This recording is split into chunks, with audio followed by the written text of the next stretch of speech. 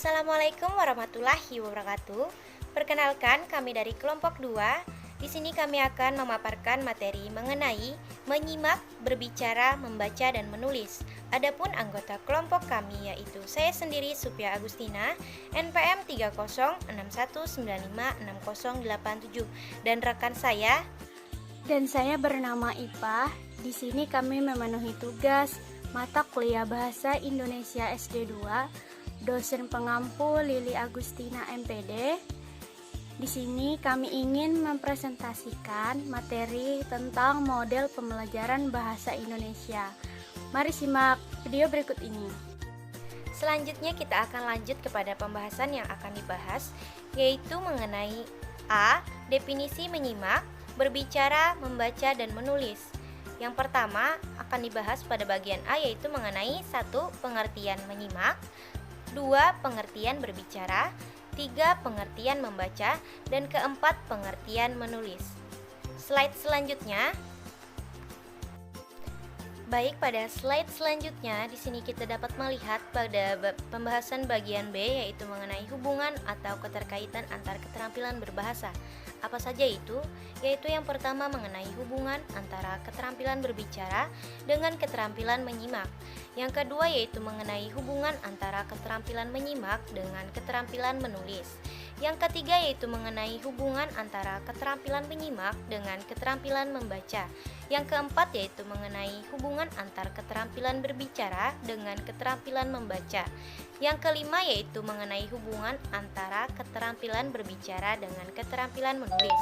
Yang keenam yaitu mengenai hubungan antar keterampilan membaca dan keterampilan menulis. Baik, di sini saya akan menjelaskan mengenai bagian A, yaitu mengenai definisi menyimak, berbicara, membaca, dan menulis. Baik, slide selanjutnya yaitu keterampilan menyimak. Dalam KBBI, menyimak diartikan sebagai mendengarkan atau memperhatikan baik-baik apa yang diucapkan atau dibaca orang. Menurut Taigan dalam Yeti Mulyati 2008 3.4, menyimak memiliki arti suatu proses kegiatan mendengarkan lambang-lambang lisan dengan penuh perhatian, pemahaman, apresiasi, serta interpretasi untuk memperoleh informasi, menangkap isi, serta memahami makna komunikasi yang telah disampaikan oleh si pembicara melalui ujaran atau bahasa lisan.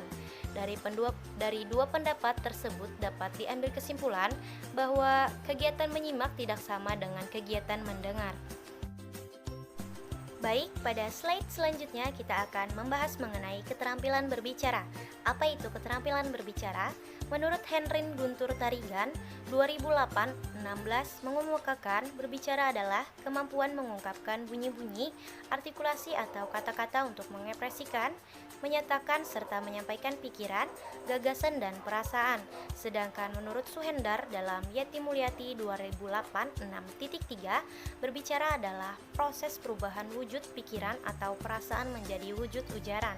Sedangkan secara umum dapat dikatakan bahwa berbicara adalah proses penuangan gagasan dalam bahasa lisan. Baik, kita lanjut kepada pembahasan berikut ini mengenai keterampilan membaca. Apa itu keterampilan membaca? Yuk kita simak ke pembahasan sebagai berikut. Menurut Solkan T.W. dan kawan-kawan 2007 1.32, kemampuan membaca adalah kemampuan untuk memahami dan menafsirkan pesan yang disampaikan secara tertulis oleh pihak lain. Sedangkan menurut Anthony, Persson, dan Raphael dalam Yeti Mulyati 2008 4.4 mendefinisikan bahwa membaca sebagai suatu proses rekonstruksi makna melalui interaksi yang dinamis antara pengetahuan siap membaca, informasi yang tersaji dalam bahasa tulis, dan konteks bacaan. Jadi dari dua pendapat tersebut dapat disimpulkan bahwa dalam membaca tidak hanya diperlukan kemampuan untuk mengubah lambang-lambang menjadi bunyi, tetapi perlu memahami makna yang tersaji di dalam teks. Keterampilan membaca tentu saja sangat dipengaruhi oleh beberapa faktor. Faktor-faktor tersebut antara lain faktor psikologis, intelektual, lingkungan, psikologis, dan bahan bacaan. Sebagai contoh, tingkatan membaca pada anak-anak tentunya akan berbeda dengan tingkatan membaca pada mahasiswa. Mahasiswa umumnya lebih matang dari segi fisik, intelektual maupun psikologis. Faktor lingkungan juga sangat mempengaruhi keterampilan membaca. anak yang berada dalam lingkungan keluarga yang gemar membaca dan memiliki beragam buku bacaan umumnya juga senang dan memiliki keterampilan membaca yang lebih baik. Bahan bacaan bervariasi bagi setiap orang tergantung dari topik keterbacaan. Topik yang menarik bagi seseorang akan membangkitkan minat pembacanya. Sedangkan bahan bacaan yang terlalu sulit atau yang terlalu mudah bagi seseorang akhirnya akan mematahkan selera orang tersebut untuk membacanya. Baik, kita lanjut kepada pembahasan yang berikut mengenai keterampilan menulis. Apa itu keterampilan menulis? Yuk kita simak ke pembahasan sebagai berikut. Saat ini, keterampilan menulis menjadi salah satu keterampilan bahasa yang amat penting baik dalam dunia pendidikan, pekerjaan maupun dalam kehidupan sehari-hari. Keterampilan menulis sangat diperlukan sebagai sarana komunikasi yang efektif. Sedangkan menurut Solkan T.W dan kawan-kawan pada 2007 1.33 menyatakan bahwa kemampuan menulis merupakan kemampuan menyampaikan pesan kepada pihak lain secara tertulis. Kemampuan itu tentu saja bukan hanya kemampuan untuk menyusun dan menulis simbol-simbol, tetapi juga mengungkapkan ide atau gagasan kepada pihak lain agar dapat dipahami seperti apa yang dimaksudkan penulis. Baik, itulah tadi penjelasan bagian A dari saya. Berikut penjelasan mengenai bagian B dijelaskan oleh rekan saya yang bernama Ipah. Materi yang selanjutnya, hubungan atau keterkaitan antara keterampilan berbahasa. Yang pertama, hubungan antara keterampilan berbicara dengan keterampilan menyimak. Berbicara dan menyimak merupakan kegiatan komunikasi dua arah yang langsung, merupakan komunikasi tatap muka. Hal-hal yang dapat memperlihatkan eratnya hubungan antara berbicara dan menyimak. Misalnya, ujaran biasanya dipelajari melalui menyimak dan meniru. Kata-kata yang akan dipakai serta dipelajari oleh sang anak biasanya ditentukan oleh perangsang yang mereka temui dan kata-kata yang paling banyak memberi bantuan atau pelayanan dalam menyampaikan ide-ide atau gagasan mereka. Ujaran sang anak mencerminkan pemakaian bahasa di rumah dan masyarakat tempatnya hidup. Anak yang lebih muda lebih dapat memahami kalimat-kalimat yang jauh, lebih panjang dan rumit daripada kalimat-kalimat yang dapat diucapkannya. Meningkatkan keterampilan menyimak berarti membantu meningkatkan kualitas berbicara seseorang. Bunyi atau suara merupakan suatu faktor penting dalam meningkatkan cara pemakaian kata-kata sang anak. Oleh karena itu, sang anak akan tertolong kalau mereka menyimak ujaran-ujaran yang baik dari para guru dan lingkungan sekitarnya. Berbicara dengan bantuan alat-alat peraga akan menghasilkan penangkapan informasi yang lebih baik dari pihak menyimak. Itulah eratnya hubungan antara berbicara dan menyimak. Yang selanjutnya, hubungan antara keterampilan menyimak dengan keterampilan menulis. Siswa harus memiliki kemampuan menyimak yang baik agar dapat menuliskan simbolnya secara tepat. Dua keterampilan ini juga tidak dapat dipisahkan dengan keterampilan membaca. Keterampilan menulis melibatkan kreativitas, cara berpikir yang sistematis, dan kemampuan menuangkan ide dan gagasan menggunakan kata yang tepat. Keterampilan ini berkorelasi positif dengan pengetahuan awal penulis. Salah satu cara memperoleh pengetahuan adalah melalui kegiatan menyimak.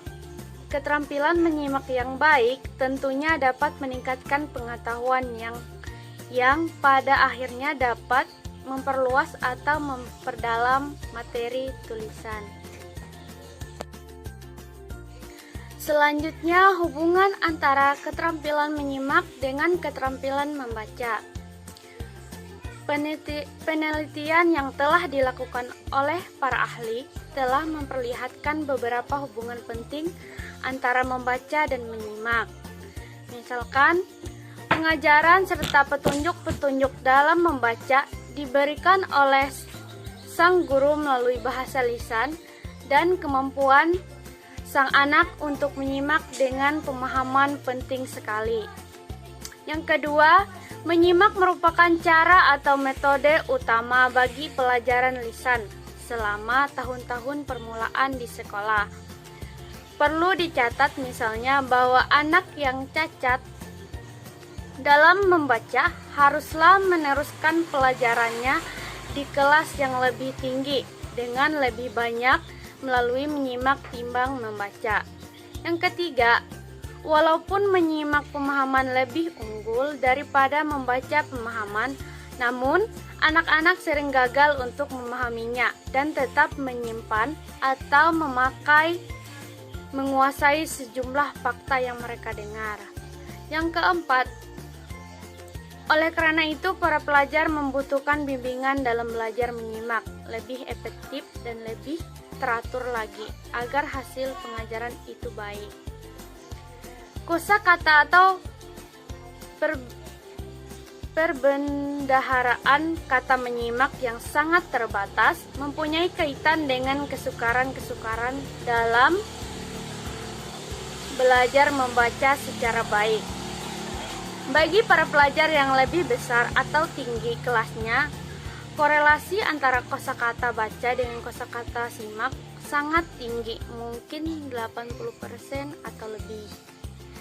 Pembeda-bedaan atau diskriminasi pendengarannya yang jelek sering kali dihubungkan dengan membaca yang tidak efektif dan mungkin merupakan suatu faktor pendukung atau faktor tambahan dalam ketidakmampuan dalam membaca. Menyimak turut membantu sang anak untuk melengkapi ide utama yang disampaikan oleh pembicara. Bagi pelajar yang lebih tinggi kelasnya, membaca lebih unggul daripada menyimak sesuatu yang mendadak dan pemahaman informasi yang terperinci. Selanjutnya, hubungan antara keterampilan berbicara dengan keterampilan membaca. Keterampilan berbicara memiliki kaitan yang sangat erat dengan keterampilan membaca. Semakin banyak orang membaca, tentunya semakin banyak pengetahuan atau informasi yang diperolehnya. Pengetahuan ini mencakup kosakata yang luas dan beraneka ragam serta topik pembicaraan yang lebih kaya. Orang yang gemar membaca juga lebih tepat dalam berujar karena tahu ejaan yang benar. Membaca juga meningkatkan keterampilan berpikir logis, analitis, dan sistematis. Orang yang terbiasa membaca tentunya akan lebih tepat dan runtut dalam berbicara. Kalimat yang digunakan lebih terstruktur sehingga lebih mudah dipahami oleh pendengarnya. Selanjutnya, hubungan antara keterampilan berbicara dengan menulis. Anak-anak mulai belajar berbicara sebelum mereka bisa mulai menulis. Untuk bisa menulis, mereka harus belajar menuangkan bahasa ke dalam simbol tertulis. Keterampilan menulis memerlukan latihan dan bimbingan secara alami. Dalam periode tertentu, anak-anak memiliki keterampilan berbicara yang lebih baik daripada keterampilan menulis. Tetapi pada usia yang lebih matang, jarak antara dua keterampilan ini semakin kecil. Pada orang dewasa, bisa saja mereka mampu menulis dengan baik, tetapi dalam berbicara justru kurang terampil, atau bisa juga terjadi sebaliknya. Berbicara adalah bentuk komunikasi langsung, sedangkan menulis merupakan bentuk komunikasi tidak langsung. Berbicara bisa direncanakan dengan menuliskan apa yang akan disampaikan terlebih dahulu. Apabila berbicara dilaksanakan secara spontan, misalnya dalam percakapan sehari-hari, hanya ada sedikit waktu untuk memikirkan apa yang akan disampaikan. Sedangkan ketika menulis, penulis bisa memiliki kata-kata, urutan, dan materi terbaik untuk tulisannya. Namun, secara umum, keduanya sama-sama merupakan keterampilan berbahasa produktif atau menyampaikan informasi. Dan yang terakhir, hubungan antara keterampilan membaca dengan keterampilan menulis. Tidak dapat dipungkiri hubungan antara keterampilan membaca dengan menulis sangatlah erat. Satu dari keterampilan ini dapat meningkatkan keterampilan lainnya, dan begitu pula sebaliknya. Keduanya sama-sama merupakan keterampilan yang berhubungan dengan tulisan. Penelitian membuktikan ketika anak-anak membaca secara ekstensif, mereka menjadi penulis yang lebih baik. Membaca beragam jenis bacaan membantu anak-anak untuk memahami struktur dan bahasa dalam teks, sehingga mereka dapat menerapkannya dalam tulisan mereka sendiri. Salah satu tujuan membaca adalah untuk belajar, terutama ketika di sekolah. Pengetahuan sebagian besar berasal dari apa yang dibaca siswa. Menulis adalah proses untuk mencurahkan pengetahuan ke dalam teks, sehingga siswa harus mempunyai pengetahuan atau informasi sebelum bisa menuliskannya. Dengan demikian, membaca memegang peranan penting dalam keterampilan menulis. Di sisi lain, menulis membantu anak untuk membangun keterampilan membaca mereka, terutama bagi anak yang lebih muda yang harus meningkatkan pengetahuan dan keterampilan fonemis mereka. Pengetahuan tentang fonem akan berkembang ketika anak membaca dan menuliskan kata-kata baru. Untuk anak yang lebih tua, praktik dalam proses menulis teks mereka sendiri membantu mereka untuk menganalisa potongan-potongan dari apa yang mereka baca. Orang dewasa pun seringkali menulis apa yang mereka baca dengan bahasa sendiri agar lebih mudah untuk diingat atau dipahami. Sekian presentasi dari kelompok kami, kurang dan lebihnya kami mohon maaf. Semoga materi ini dapat bermanfaat bagi kita semua. Wassalamualaikum warahmatullahi wabarakatuh.